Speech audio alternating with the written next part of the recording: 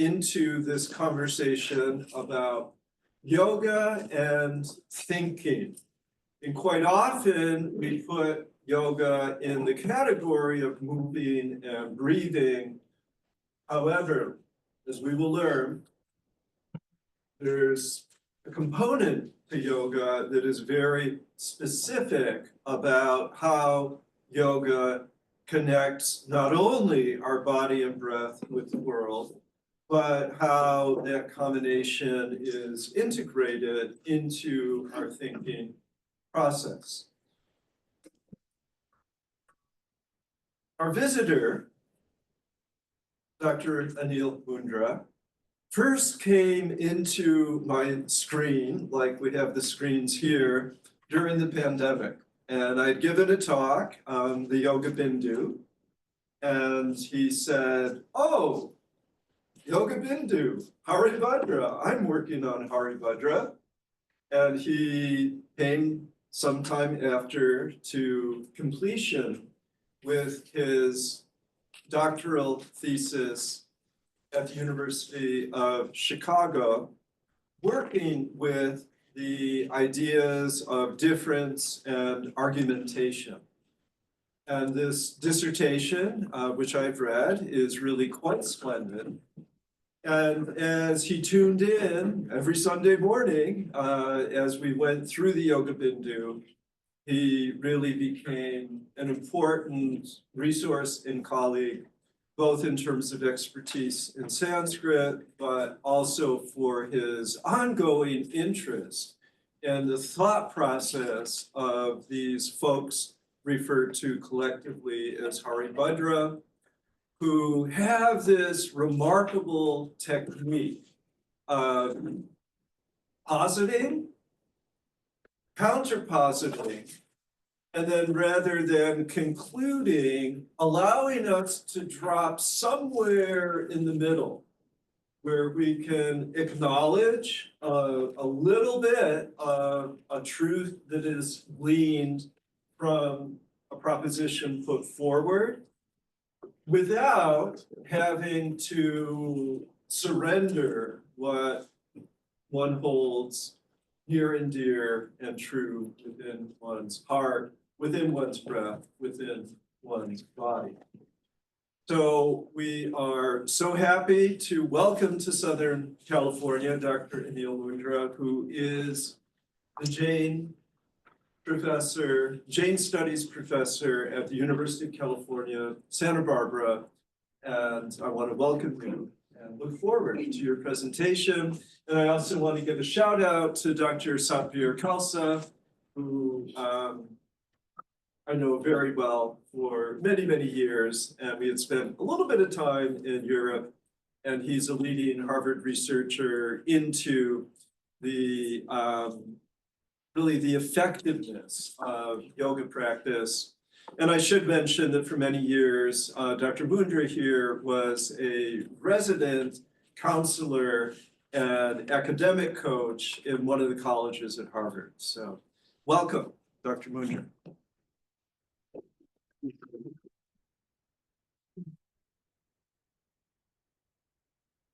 So much, Chris. It's so great to be here. I love LMU. I would love being here. This is such a great program and school you have here. I didn't mention that I taught a semester virtually, unless I missed it. I taught a semester on Zoom in Sanskrit in the Yoga Studies program. So I have a connection, part of a family in some ways, and it was a great experience, that one, and I really appreciate and have great fondness for this place. And Professor Chappell in particular has been a great conversation partner and influence on me and my work, and I've really derived so much benefit from your work and your conversation.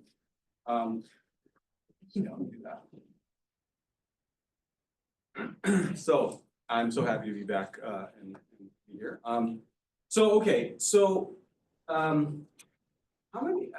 How many people in here have studied any Sanskrit?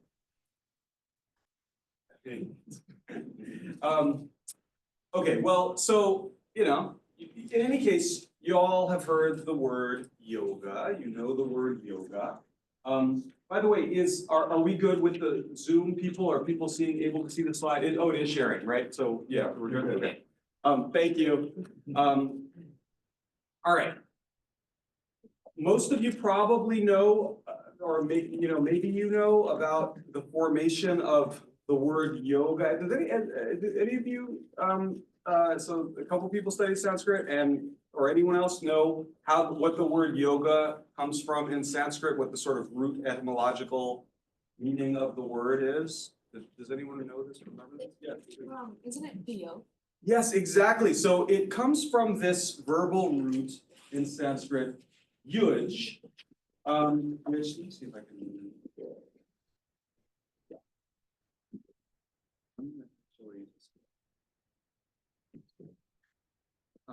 Yeah, okay. All right. So there's this verbal root in Sanskrit, yuj, and by some linguistic process, you get from this verbal root yuj to this word noun yoga. And this verbal root yuj means something like to join, to connect, unite, or tie, or no, is one of those. There's a word in that ballpark, right? And cognate English, it is in fact a cousin word. Yoga is cousin, distant maybe cousin to the English word yoke, meaning, right, like putting a yoke on something, not like an egg yolk, not Y-O-L-K, right? Y-O-K-E. Put a yoke on something like a horse or whatever else is pulling your cart, right?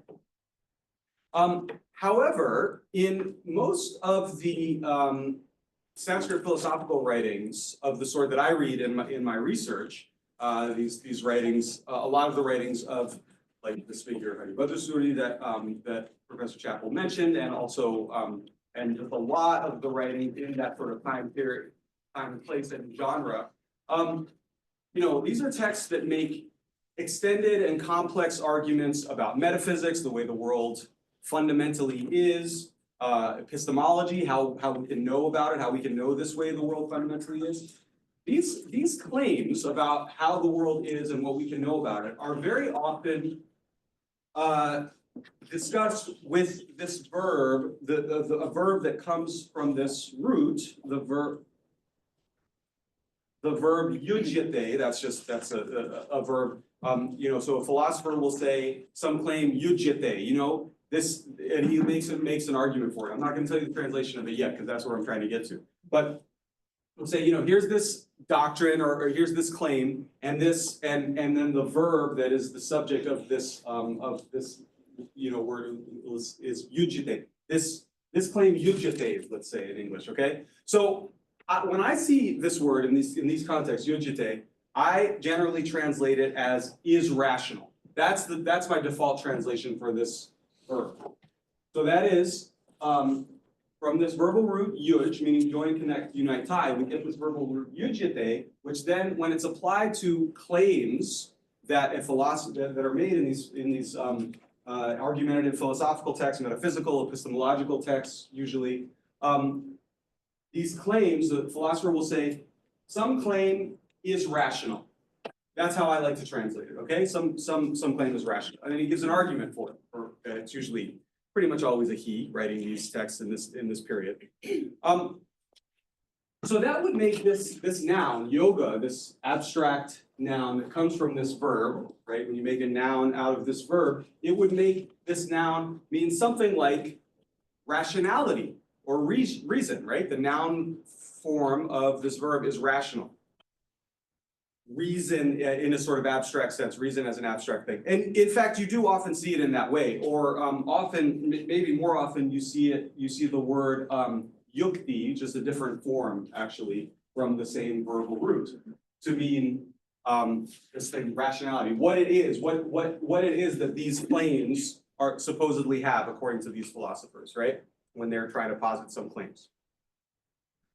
Now, of course, translation is always a hypothesis, as Professor Chappell knows very well, being a seasoned translator, and you have to try a word out and see how it works in all these different context in which you encounter it. You have to see if it fits. This is a hypothesis. Is rational for yujite and rationality for yoga or yukti in these contexts. This is a hypothesis that I've been using for years, about 10 years now, and it's pretty much always worked for me in these contexts. So that's my basic point today. Long story short, and I hope this is a sort of an unfamiliar usage to at least some of you, this usage of yoga, because I'm, of course, supposed to tell you something new today, so I hope this is a little bit surprising. But I imagine that some of you for whom this usage is new, for whom this point's unfamiliar, might find it a little bit scandalous or at least a little bit unpleasant. And that would be totally understandable, because I think rationality has gotten a little bit of a bad name in sort of the modern and postmodern West, and that's a very understandable reaction to a certain sort of totalizing, domination of total domination by rationality in sort of the European Enlightenment and its aftermath, and then by technology in the industrial and the information ages. And so a lot of people over the last half century and century and more maybe have been looking beyond the modern West to pre-modernity and the East for some alternatives to rationality, right? I want to say that the idea that the West is essentially rational, right, and the East is not, is somehow other from that, is an alternative to that rationality, a total alternative, the opposite. That's obviously a caricature. First of all, there's a problem. It's like, what is the East, right? As if we can generalize about an area from, let's say Turkey to Japan and, Siberia to Guam, right? Like, that in itself is a problem. And even if the East were not so vast and internally diverse, right? Even if we're talking about a much smaller, more circumscribed area, just sort of this kind of flattening and sort of dichotomizing depiction of any people is an injustice to that people, to reduce them, right? To be reductive and say that some people is sort of essentially one way or another. This particular injustice has a name that has become well established, and this name is Orientalism. Dun dun dun. Some of you may have heard that term, right? That is one of the very basic tropes of Orientalism. The East as the other to Western rationality. Now, having said all of that, I think there is a case to be made that Indian thought sort of humbles rationality, maybe puts it in its place more than Western thought does in general. Again, it's a sort of a very general heuristic matter. I'd say you generally find, to my knowledge, and I'm happy to be corrected if I'm wrong about the West here, but to my knowledge, there are generally fuller and richer analyses of consciousness in South Asia and India traditionally than what one finds in Western discourses. Consciousness beyond just rational thought, just beyond thinking, or thinking consciously and rationally.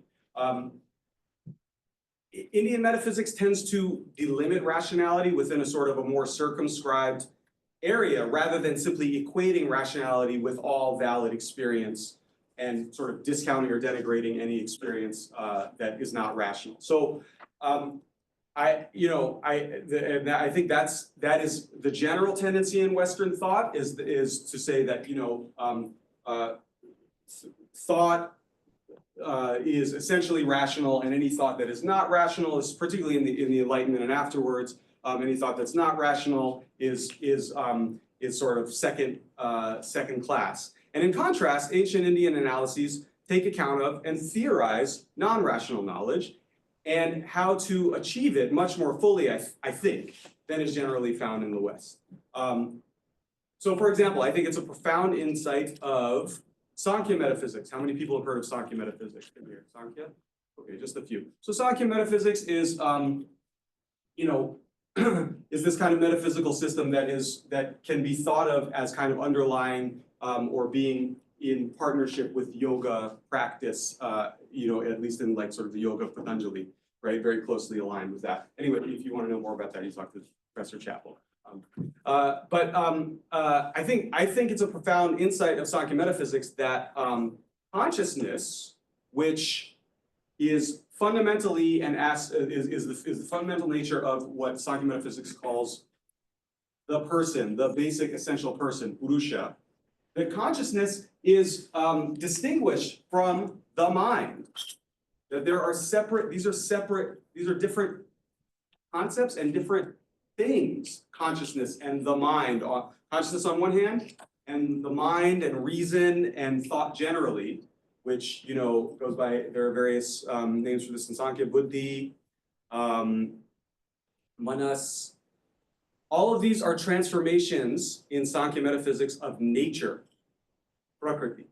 So you have this distinction between consciousness, that is Purusha, the person, and nature, prakriti, and thought, mind, thinking is on the side of nature, not on the side of consciousness. So that is to say, intellect, mind, does not exhaust consciousness in Sankhya metaphysics, for example. So that is to say that intellect and reason are not the master of everything. They're not the master principle of consciousness. They are part of the unfolding process of nature.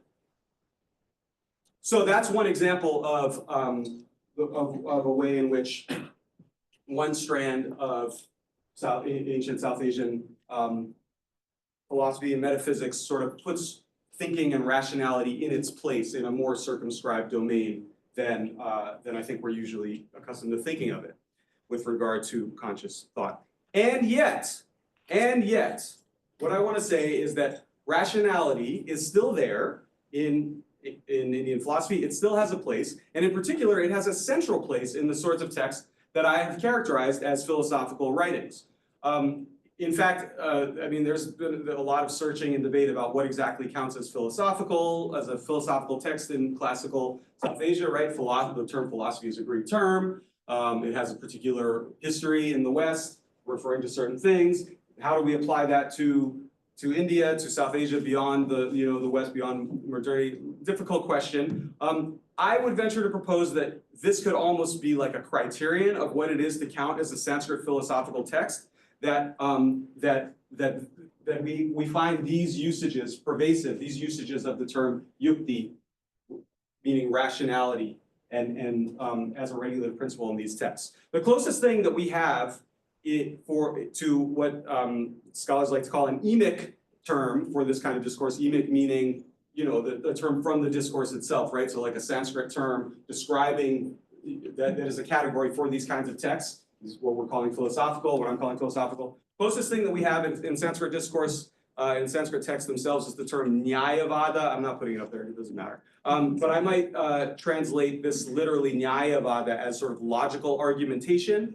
And these texts do sometimes call themselves that. But in fact, it's been observed, there's a great scholar of Indian philosophy named Vincent Alchinger from France. He has observed that the Buddhist philosopher par excellence, that is, this is maybe the most important author in the whole history of Indian philosophy, Dharmakirti. Maybe, he was wildly influential. And there's a commentarial tradition following him. And Buddhist scholars have noticed that Dharmakirti in this tradition uses this term, nyaya, logic, and this term, yukti, this term, which is allied with this term yoga and comes from this term yuj, that they use these terms basically interchangeably. So, I don't actually want to translate yukti as logic, but you can, if you look at the text, you can see that actually they're very, very closely aligned. They're used basically equivalent. And so this is true in in Buddhist philosophy, in the most important influential Buddhist philosophy, and it's also true for this non-Buddhist philosopher that my work focuses on. It's been mentioned, this Jain Haribhadra Suri. He's a very important figure this figure is very important in Jain philosophical tradition. There's a wide range of things attributed to him. As Professor Chappell said, we might need to take him as a collective because maybe there are too many writings that could possibly have been written by one person.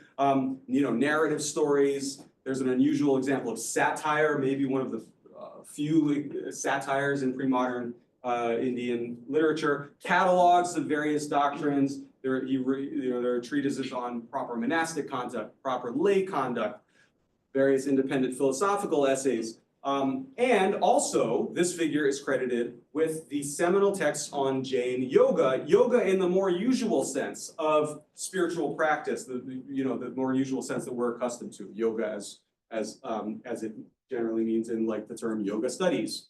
So he's also, this figure is the basic texts on yoga practice, which Professor Chappell has translated. Basically, both of the two most important ones, and I highly recommend you to look at those translations if you're interested.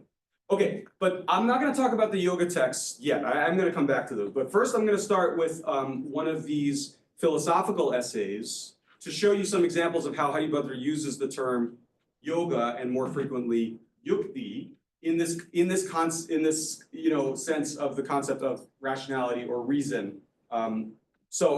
So this right here is this is probably Haribhadra's most popular essay. This is the one that gets quoted the most, I think. I'd wager it's the most frequently quoted Sanskrit Jain text in modern literature at all, except maybe there's this Jain text called the Tattvartha Sutra, which is like a handbook of doctrine, maybe probably gets quoted more. But this is a super popular text among like contemporary Jains, gets quoted constantly.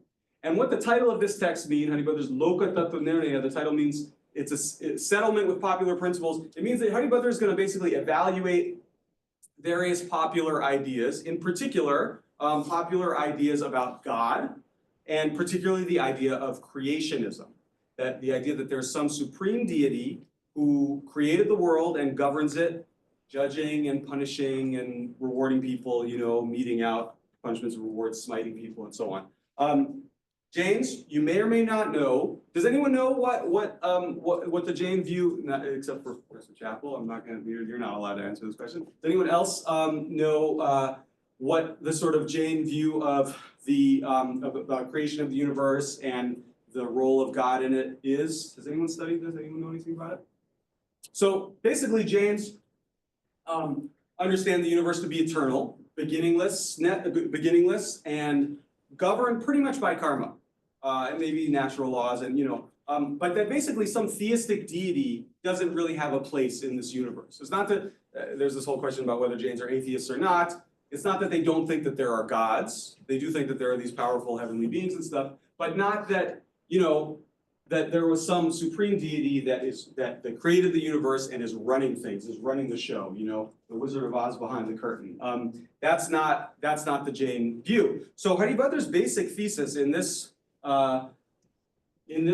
treatise is what these creationists, he calls them Shrishtivadins, is the Sanskrit term, what these creationists believe is strange and unseemly. I will explain how it's contradicted by reason, yukti. Okay, so there's one occurrence of this term, yukti, and see if you think that this makes sense in this context, because it says contradicted by, contradicted, viruddha is a Sanskrit term. That's pretty uncontroversial to translate as contradicted. And so it's contradicted by what? So, the fact that what they think is strange, and he's going to explain, he's going to give this argument for why it's contradicted by this yukti thing. Well, what does that mean? That means he's going to give a rational argument for why it's contradicted. So he goes on. If something does not make reasonable sense, and here this term I'm translating as reasonable is yukti again. Something does not make reasonable sense upon being investigated, neither according to perception nor inference. That is, it doesn't make sense according to what you perceive or what you infer, and I'm going to come back and talk about that. What thinking person in the world should accept it? Milk isn't produced by the horn of a bull, right? Don't go to a bull, grab the horns, and try to squeeze out some milk. Won't go well for you. You won't get milk. You'll get something else. So you should not, so that is to say that you can't get something reasonable out of these views. And however, when something is fully understood by tradition and reason, having been tested like gold, then it's to be accepted. What's the use of accepting something out of partiality? Partiality is an important idea here also, and that's the sort of the opposite, right? He's clearly drawing a contrast here between this partiality and investigating something by tradition and reason. Yukti. So the late great scholar of Jainism who just passed away last year, I think, right, Paul Dundas, he pointed out that these kinds of quotations clearly exemplify Haribhadra's, he says, Paul Dundas's words are, Haribhadra has this continual emphasis on conformity to reason as being the prime determinant of what has truth. And he has a remarkable willingness to evaluate rival intellectual systems on the basis of their logical coherence alone. And this sort of critical, rational interrogation of other religions' views of God is not limited to Haribhadra Suri, it's not limited to Jains, it's part of a trend that you can notice in the middle of the first millennium of the Common Era. That's the general time period we're in here, 500 to 1000 CE roughly. And there's this trend that you can see there of sort of dislocating authority from deities, where you might think that deities are the source of authority, right? You believe things because God told you so. Dislocating authority from deities to discourse, let's say, from sort of authoritative personalities to what my colleague Marie-Hélène Goris characterizes as an increasing emphasis on the question of how logical and therefore how authoritative people's words are. So evaluating not people for their qualities, or not personages, divine personages, for sort of their qualities and okay, put your faith in someone, but rather evaluate what they say, whether what they say makes sense. One of the ways that people think about this in scholastic Sanskrit is in terms of authoritative means of knowledge. There's a system of authoritative means of knowledge. These are called pramana in Sanskrit. And these two things that Haribhadra singles out here, perception and inference, are the two prime examples of authoritative means of knowledge, ways that you come to know something, right, in classical Indian philosophy. And the pramanas, these pramanas and other pramanas, these authoritative means of knowledge have been associated with this notion of yukti, reasoning, what I'm translating as reasoning, way into ancient times in South Asia. So well before the time of Haribhadra, well before these texts, and this time, in this late first millennium, this is sort of a golden age of Indian philosophy. So people are getting very into argumentation and logic and stuff like that. But well before that, well into sort of BCE, you can see this association of yukti with these means of knowledge like perception and inference. You can see it already in a text such as there's this text called the Charaka Samhita. Does anyone, aside from Professor Chappell and Zoe, know what kind of text the Charaka Samhita is? Has anyone heard of that? Any master's students? Okay, this is an important. This is basically a foundational text of Ayurveda. Anyone heard of Ayurveda? Right, ancient Indian medicine. So, so you see in these ancient medical texts, there's sort of this emphasis on medical reasoning, thinking about and argumentation and reasoning according to perception and inference. What you can see, what you can infer from what you can see. There's a scholar of Buddhism named Richard Nance who's argued that yukti in this period, in this golden age of Indian philosophy, yukti becomes progressively identified more strictly with inference than with perception, and that would sort of reinforce this notion of rationality and reason, right? Because you might think, well, perception is not exactly a case of reason or reasoning or rationality, right? You just see something and then you don't really think about it. It's really inference. When we're talking about reasoning, we're talking about inference. And that actually is what you see in this golden age of Indian philosophy, that yukti becomes really more associated with this inferential means of knowledge. Okay. So those are just some examples of this kind of, the sense of yukti as rationality. and some of the history of that. Okay, and then, oh, also, let's see.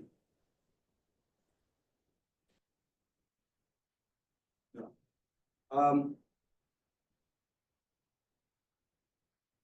I'm lost here. Okay, no. So now we're going to move on. So as I said, that Haribhadra, in addition to all of these argumentative philosophical essays, he also wrote about a lot about yoga in the more familiar sense of like spiritual exercises, right? And that he's basically, or at least this name of Haribhadra is considered to be the first Jain to have really written about Jain yoga, first Jain to really write treatises on yoga. So our own Professor Chappell has translated this seminal work, which is called the Yoga Bindu, which most literally means a drop of yoga, but which Professor Chappell has elaborated as a raindrop of singular yoga in an ocean of dispute. Because what does a drop of yoga mean? It means something like that, it seems.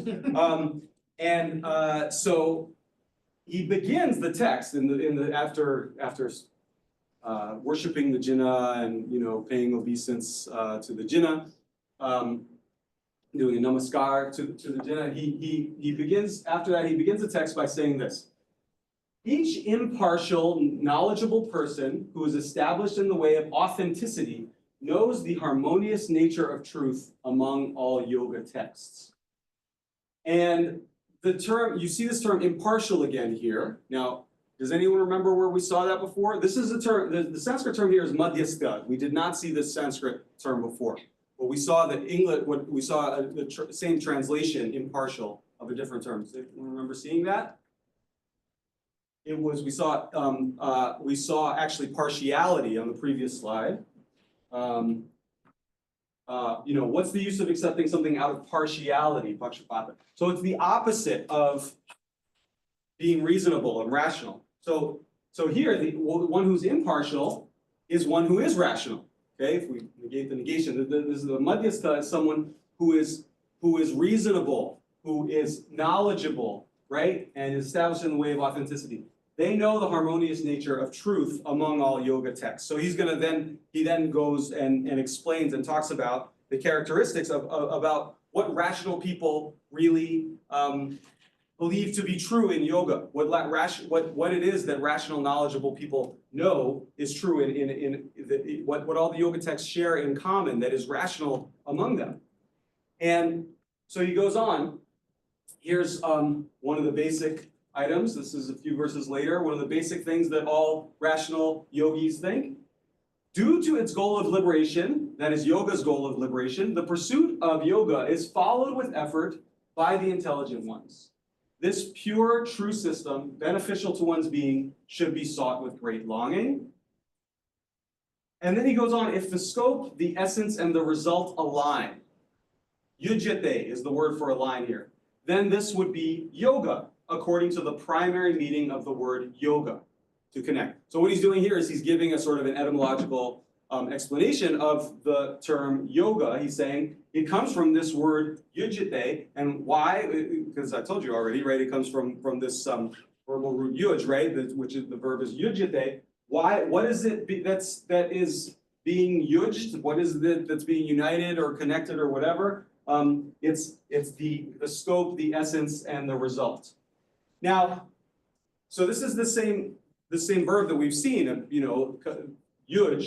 yujyate, but here it doesn't really seem to mean it doesn't really seem to mean to be reasonable, like I said before. It doesn't even really seem to mean connect exactly. So Professor Chappell translated it as align, or we could say fit, right? If the scope, the essence, and the result of the yoga practice all sort of fit together, they line up and fit together, then that's when you have yoga.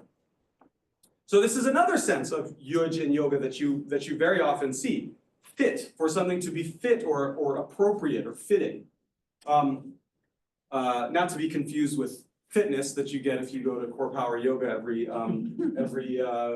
week. But maybe maybe there's some connection there. But it's more sort of the sense of things fitting together, right? Aligning. So and then here are some more senses of the word. Finally, I'm going to give you one more sense of this word, just a few verses down in this text. He says, the self, Atma, right? Atma is maybe a term that some of you have heard from this basic nature of the self, right? Or the soul. Self has an inclination, yogyata, toward connection with karma. Some yoga is the word there. Otherwise, there would be no connection. It is said that karmic connection, some yoga, is real, and that this linking has no beginning. So here we see this yuj, various iterations of this term again. Yuj, yoga, yogyata, meaning an inclination or a sort of, again, sort of fitness, alignment. And then some yoga is literally connection, but here it's connection with karma. Okay, so we've seen a lot of these different meanings of this word yuj now. And so now the question is, what's holding all of these together? Is there some center of gravity that holds all of these together, all of these senses of yoga? What does intellectual reasoning have to do with, somatic spiritual exercise and with alignment and with inclination and even with joining karma? Well, I think the central concept here is something like discipline or control. That is to say, disciplining the mind, the senses, the body, right? So now, maybe some of you have seen this very famous passage in the Katha Upanishad, which gets echoed in the Bhagavad Gita, and you can find similar things in like Plato's Phaedrus, I think. It's this there's this kind of, seems to be this kind of pan-Indo-European, it's a very deep Indo-European image of the self the self as a rider in a chariot, and the body as simply the chariot. Know the intellect as the charioteer, and the mind as simply the reins. The senses, they say, are the horses, and the sense objects are the paths around them. He who is linked, the word here is yukta, he who's linked to the body, Atman, senses, and the mind, the wise proclaim as the one who enjoys. The one who enjoys is the one who is linked to the body, senses, and mind. When a man lacks understanding, and his mind, we don't have to worry about the gendered language, of course, this is just talking about any person. When a person lacks understanding and their mind is never controlled, yukta, so not controlled in this, yukta means controlling the mind, right? His senses do not, or their senses do not obey them, as bad horses do not obey a charioteer whose senses are not yukta. But when one has understanding and one's mind is ever controlled, yukta, their senses do obey them, as good horses do obey a charioteer. So this is what I think both reasoning and spiritual exercises are. Some kind of discipline. And here's a nice pictorial representation of this image. And so, I mean, I think that's why in school subjects are called disciplines, right? We talk about the discipline of philosophy, the discipline of physics or whatever, right? It's some kind of rational controlling, bringing things into some sort of control and discipline, in connecting things. And, again, some people might find this talk of disciplining and control like a little bit unattractive. So I think another idea that is central here and that might be better to think about this sense of yoga is coherence, okay? Bringing the horses into sort of some kind of coherence or harmony with the charioteer so that the chariot can be pulled, right?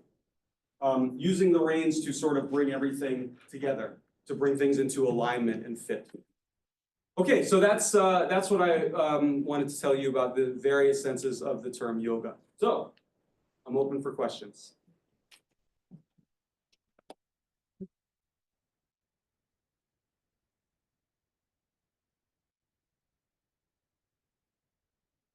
We can leave this nice picture of Krishna driving his chariot up, but Yeah, that'd be oh, nice. okay. All right. Okay. Let's move this aside a little bit so we can still see a little bit of.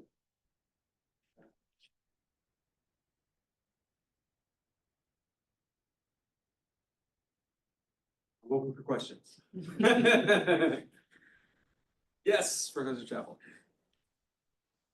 Could you speak to the importance of clear thinking writ large? Like give some examples of not making sense that can be corrected through clear thinking. Yeah. No material around for that. Right, no, exactly. It's like where to begin.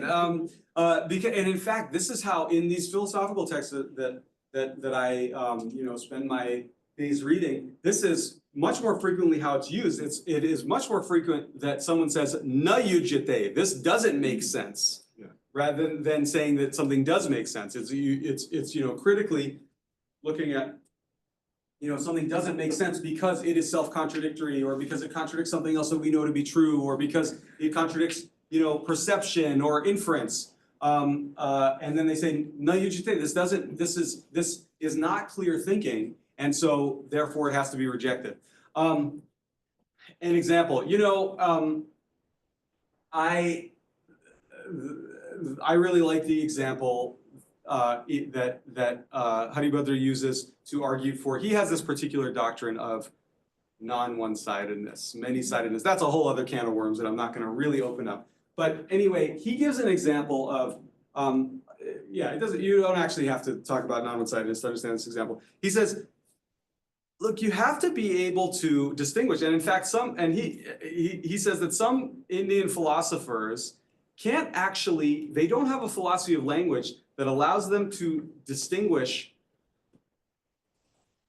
a pot from a cloth. So that the Sanskrit word for pot, is ghata, and a word for cloth is pata.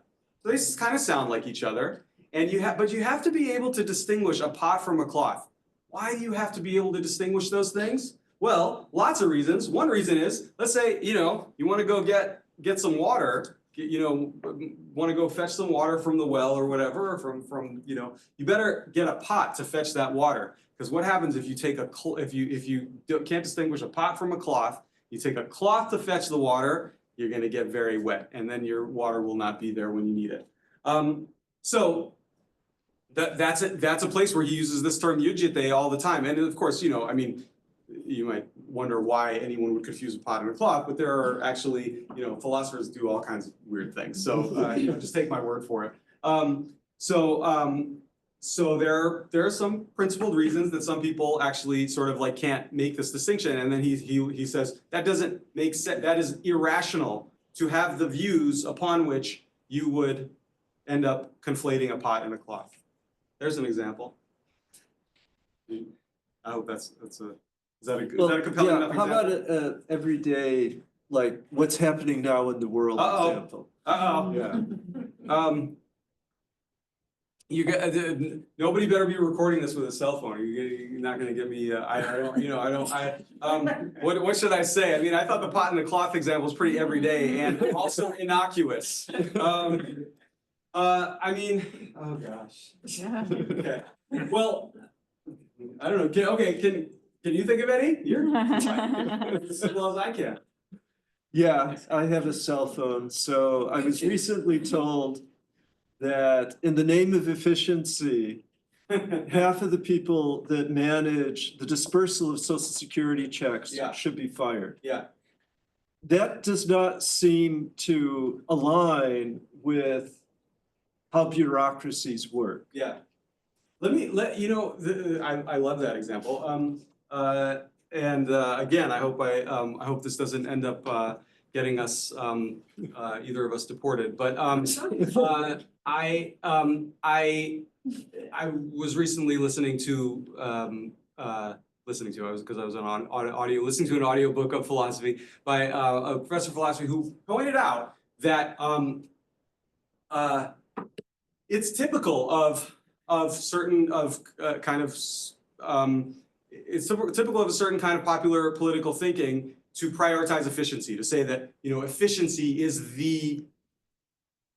like the main end that we should be seeking in government, and he points out that is maybe the main end that like a profit maximizing firm should be seeking, but it's not at all clear that that's the main goal that a government should be seeking. And there may very well be, you can think of good examples when a little bit of some degree of inefficiency, or maybe a lot of inefficiency, would be perfectly worthy thing to have because you're trying to achieve other goals that the government is trying to achieve, like maybe getting water to everyone or something, right? Like, that, I don't know, and this philosopher, it was Jason Stanley, he points out that this is actually a self-undermining kind of idea that efficiency is the greatest goal in government. And so that's actually a very similar style of argument, I think, to what you see in when people use this term yujite, the Sanskrit philosophers, and they say no yujite,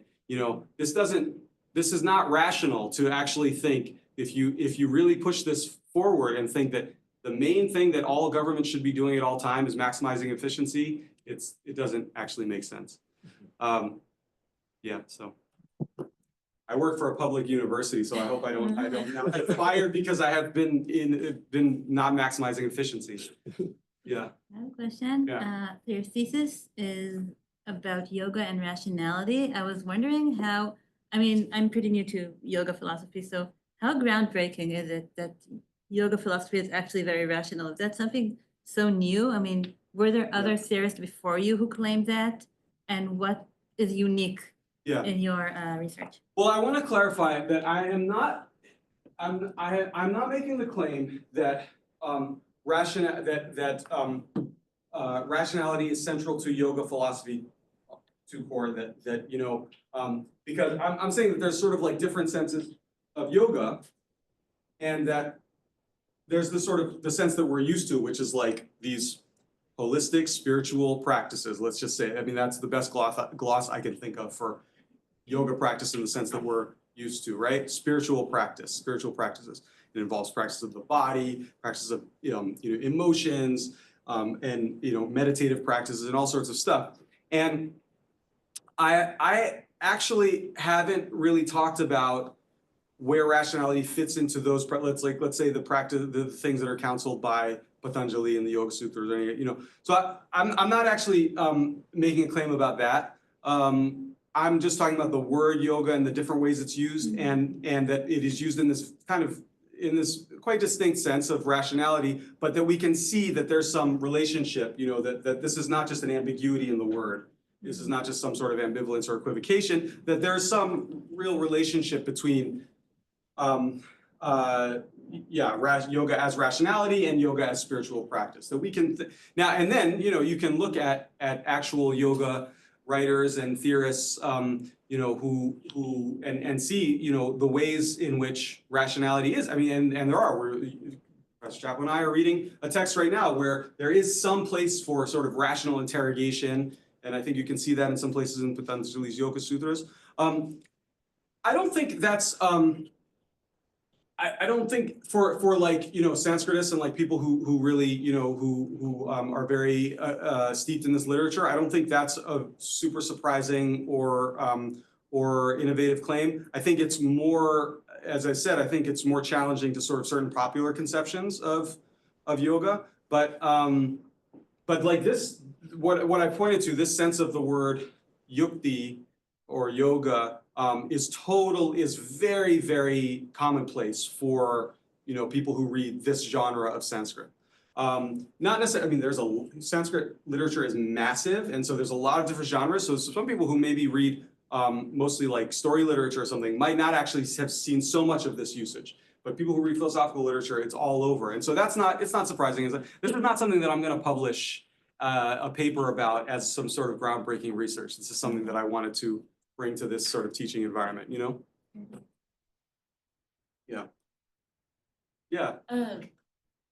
Please correct me if I am naivete, but Very good. it seems like, so when you're saying the yoga as the rationality is utilizing like what you just said at the end, kind of the coherence of it, Yeah. the coherence between could that be like the knowledge of the truth claim or the premises or like Yeah. how, can you just say a little more about that? Yeah, that's a great question, and I think, it could be it could be different in every case, right? There could be all sorts of different things between which one is seeking coherence. Like even in the case of the chariot and the charioteer and the horses and the chariot and the reins, it's actually, I'm not totally clear myself on exactly like where the locus of the coherence is exactly. Is it the charioteer or is it the reins or I mean maybe it's in all of it, and I think when you see that actually in the different occurrences of this image, you see it sort of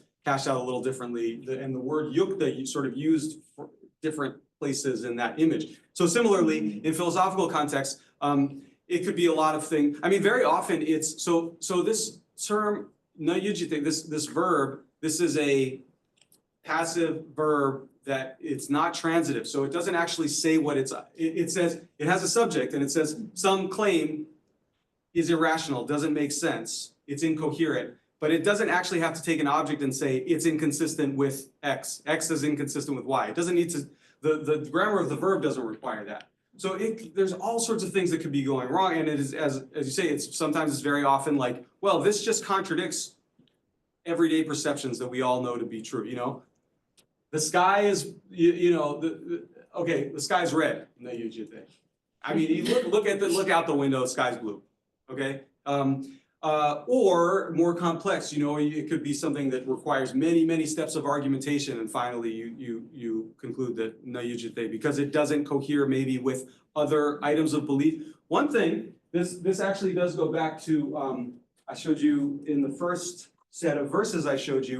It said you have to see if something, you have to test something by yukti, by reason and tradition. There's the other thing. And sometimes, that's part of the thing, is seeing whether things cohere with aspects of tradition and beliefs that one has already committed to, commitments that one already has. So sometimes, and that might just be, like a Jain saying to a Buddhist, okay, you said that there is no self. Let me take that seriously. You say that there's no self or something. And then that has such and such a consequence, and then it has this, it issues in this conclusion that you yourself don't want to accept. So it doesn't make sense, it's not coherent to say that there is no self, because ultimately you land yourself in a position of saying something that you don't yourself want to say. So that can work that way sometimes too. Yeah, good question. Judith had a question there.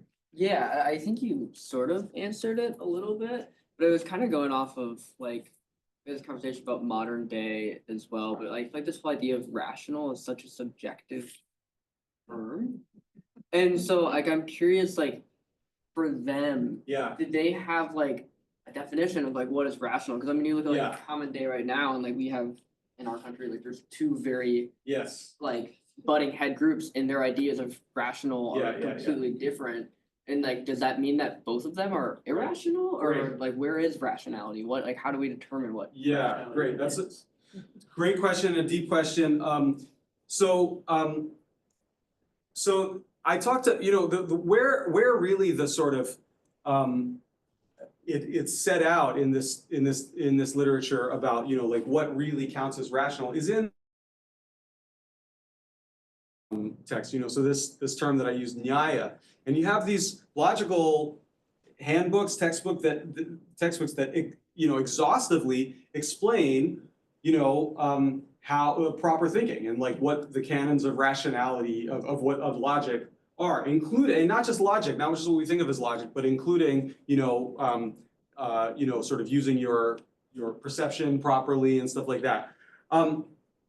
So I think these philosophers definitely don't want to say that rationality is subjective, like it's totally just up to anyone. I mean, they want to say there are ways of thinking properly and there are ways of thinking improperly, and they want to set those out. However, at the same time, part of they do recognize that there's always going to be debates about some really fundamental debates.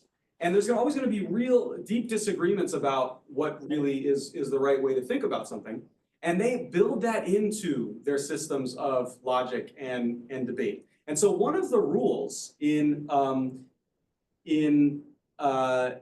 of the reigning system of of argumentation and logic and debate is that you cannot make a claim that presumes something that your opponent would not agree to. So, like, for example, let's say, there's a classic example in the text. I'll just take, rather than getting into a modern day example. I just said, it's, and maybe many of you have seen this before, that it's sort of a classic thing for Buddhists to kind of deny that there's a self, or at least kind of not affirm that there is some persisting self, right? Like, and so let's say some Sankhya or some other kind of Hindu philosopher says to a Buddhist, look, the self is conscious. I want to convince you that the self is conscious. Well, this would be an argument. This would be actually they would call irrational, an irrational claim to make. Not because it's wrong that the self is conscious, or not because there's anything actually irrational about saying the self is conscious. What's the problem with a Hindu philosopher saying to a Buddhist that the self is conscious? What's the problem there? For the Buddhist, there's no self. Exactly. For the Buddhist does not accept that there's a self. So how can you even get this conversation off the ground? I'm trying to tell you the self is conscious as a Buddhist, so I don't even think there's self. So how can it be conscious? Because I don't even think there is a self. So the point is that they actually have to come to terms. You have to be able to sort of come to some kind of common ground, or some kind of common terms, have some point of agreement with even an opponent in order to be able to disagree and have a debate about anything. So they sort of build in some of this, some of these disagreements about what even is true, at least, or into the sort of canons of rationality. So that's a beginning of your answer. But that's, I mean, your question is a very big, it's a big one. Yeah. Yeah.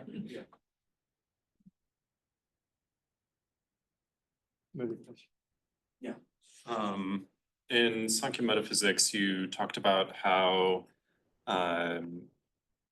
reasoning, rationality is separate from consciousness, as opposed to like in Western thought philosophies, where some philosophers consider rationality to be core part of being human. Yeah.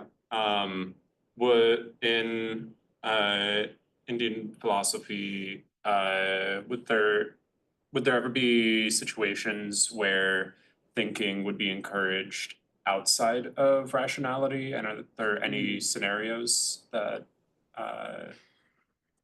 it could be an example? Yeah, please, Chris. Professor Chapa. Dream, and which are not rational, but very important. Right. And past life remembrances. And in this text, a whole section about recalling and why it's vague, but with the implication it's very important. Mm. And it actually says, you will not have physical proof, but there will be an emotional stirring up, if you will, that can be instructive. Mm-hmm. So those would be two, I think, really important examples that do in fact go into that place of maybe exoticism, but nonetheless present it rationally. Like, of course, there will be things that are not clear. Does not mean that they are not real. Yeah. Another thing that comes to mind that this reminds me of is in Jainism, in sort of like really before the development of this distinctive sort of Jain yoga, or just in sort of basic like Jainism, ancient Jainism 101, the means of these pramanas, these means of perception, are divided in an unusual way relative to other systems, and they see this system actually treats sort of rational, like inferential reasoning as an indirect way of knowing, and also treats perception as an indirect way of knowing because it is mediated by the senses. But there are direct ways of knowing, which I think you could say they're not exactly rational. I mean, they're not inferential. They're direct ways of knowing, and they are in particular mind reading, clairvoyance, seeing the future, and past and sort of all, and also just like seeing all things, you know, seeing things that are distant in space and time. And ultimately a certain kind of omniscience that is like just this immediate direct knowledge of things, but that doesn't really involve ratiocination, to use a word that I haven't used today yet, but that's clearly related to what I've been talking about. Yeah. So those are maybe other examples that might qualify. I guess, are we hitting the time? I have a question, but Oh, okay. sure. Maybe I could ask you quickly. Yeah. And I'm just curious about the usage of some yoga here in relation to the Yoga Sutra Yeah. usage. Oh, yeah. I Professor Chapel? Yeah, this text is very interesting. So some yoga is where we think we really know something, but we're mistaken because of our emotional history and our karmic narratives sort of predispose us to bring a whole lot of stuff to the table, if you will. And this type of yoga is faulted both by Patanjali's philosophy as well as by Jain philosophy. And what Patanjali says is that we must purge all of our klishta karmas, samskaras and vasanas and past influences that we bring to the table. And they list them out, that there's avidya, asmita, ragadavesha, abhinavesha, that there are these propensities that do not serve us well, including greed and egoism. From the Jain perspective, they call these same problems kashayas. They have a different word for it, but they are very much in the same category of delusion and greed, for instance.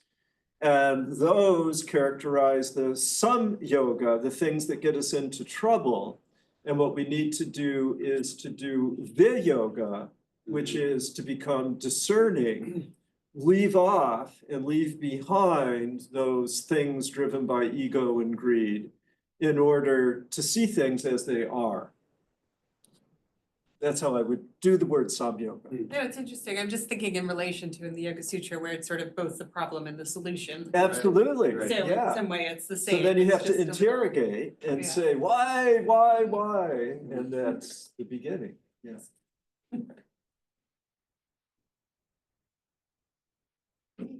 Well, thank you again.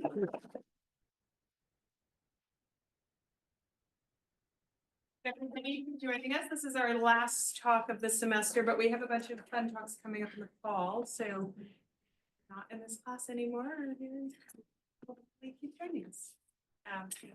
And April 14th, our students graduating will present their May research. 14th, yes, Yeah, no, sorry, May yes, I knew there was 14th, something, May yes. 14th. So why don't you give a little pitch for that? Sure. It's gonna be great. May 14th, our graduating students, one of whom is here, will be giving presentations on their final thesis projects. I've been working with all of them very closely. It's going to be a really interesting mix of things, from Emily's talking about yoga and fascism. But we have people talking about all different kinds, angles of yoga. And yeah, everybody is invited. We can send around a link when we send around the recording. And yeah, join us. Thank you. Thank you again.